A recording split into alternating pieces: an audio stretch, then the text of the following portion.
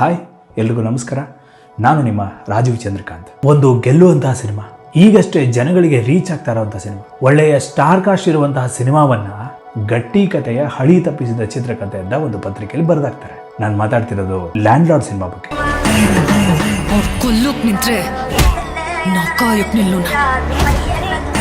ನಮ್ಮ ಸಿನಿಮಾ, ಕನ್ನಡದ ಸಿನಿಮಾ, ಒಂದು ಒಳ್ಳೆಯ ಸಿನಿಮಾ ಬಗ್ಗೆ ಕನ್ನಡದ ಒಂದು ಪತ್ರಿಕೆನೆ ಕೆಟ್ಟದಾಗಿ ಬಿಂಬಿಸೋದಾಗ್ಲಿ, ನೆಗೆಟಿವ್ ರಿವ್ಯೂ ಬರೆಯೋದ್ರಿಂದ ಆಗೋ ಪ್ರಯೋಜನವಾದ್ರೂ ಏನು? ಮೊದಲೇ ಕನ್ನಡ ಸಿನಿಮಾ ಜನ ನೋಡಕ್ ಬರ್ತಾ ಇಲ್ಲ, ಅಂತದ್ರಲ್ಲಿ ನೀವು ಈ ರೀತಿ ನೆಗೆಟಿವ್ ಬರೆದಾಗ ಬರ್ಬೇಕಾದವನು ಸುಮ್ಮನಾಗಿ ಬಿಡ್ತಾನೆ. ಆಮೇಲೆ ನಾನು ಯಾವಾಗ್ಲೂ ಕೇಳ್ತಾ ಇರ್ತೀನಿ, ಜನ ಥಿಯೇಟರ್ಗೆ ಬರ್ತಾ ಇಲ್ಲ, ಜನ ಥಿಯೇಟರ್ಗೆ ಬರ್ತಿಲ್ಲ ಅಂತ.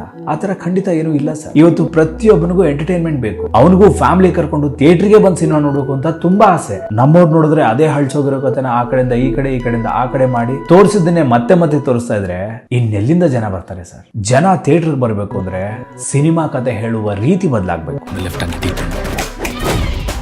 ಇಂಡಸ್ಟ್ರಿ ಬೆಳಿಬೇಕು ಅಂದ್ರೆ ಹೊಸಬರು ಬರಬೇಕು, ಹೊಸ ಪ್ರತಿಭೆಗಳಿಗೆ ಅವಕಾಶ ಕೊಡಬೇಕು. ಆಗ ಮಾತ್ರ ಹೊಸ ವಿಚಾರಗಳು, ಹೊಸ ಆಲೋಚನೆಗಳು, ಸಿನಿಮಾ ತೋರಿಸುವ ಆಯಾಮಗಳು ಬದಲಾದಾಗ ಮಾತ್ರ ಒಂದು ಸಿನಿಮಾದಲ್ಲಿ ಹೊಸದೇನು ನೋಡಕ್ಕಾಗೋದು. ಇದು ಬಿಡಿ, ಇದ್ರ ಬಗ್ಗೆ ಡೀಟೇಲ್ ಆಗಿ ಇನ್ನೊಂದ್ಸರಿ ಮಾತಾಡೋಣ. ನಾನು ಏನ್ ಹೇಳಕ್ ಹೋಗ್ತಾ ಇದ್ದೀನಿ ಅಂದ್ರೆ, ಒಬ್ಬ ನಿರ್ದೇಶಕ, ಈಗ ತಾನೇ ಬೆಳೀತಾ ಇರುವಂತಹ ನಿರ್ದೇಶಕ, 3-4 ವರ್ಷ ಕಥೆ, ಚಿತ್ರಕಥೆ ಮಾಡಿ ಕೈ ಕಾಲು ಬಿದ್ದು ಒಬ್ಬ ನಿರ್ಮಾಪಕನ ಹಿಡಿದು ಆರ್ಟಿಸ್ಟು, ಲೊಕೇಶನ್, ಶೂಟಿಂಗ್ ಅಂತ ತಲೆ ಕೆಡಿಸ್ಕೊಂಡು ಸಿನಿಮಾ ಸೆನ್ಸಾರ್ ಆಗೋವರೆಗೂ ವರ್ಷಾನುಗಟ್ಲೆ ರಾತ್ರಿ ಹಗಲು ಅನ್ನದೆ ಕಷ್ಟಪಟ್ಟು ಒಂದು ಸಿನಿಮಾನ ಥಿಯೇಟರ್ಗೆ ತಗೊಂಡ್ಬಂದ್ರೆ, ಒಂದೇ ಒಂದು ಆರ್ಟಿಕಲ್ ನಲ್ಲಿ ಹಳಿ ತಪ್ಪಿದ ಚಿತ್ರಕಥೆ ಅಂತ ಬರೆದು ಹಾಕಿದ್ರೆ ಆ ನಿರ್ದೇಶಕನ ಪರಿಸ್ಥಿತಿ ಏನಾಗ್ಬೇಡ ಸರ್? ಆ ನಿರ್ಮಾಪಕರ ಪರಿಸ್ಥಿತಿ ಏನಾಗ್ಬೇಡ?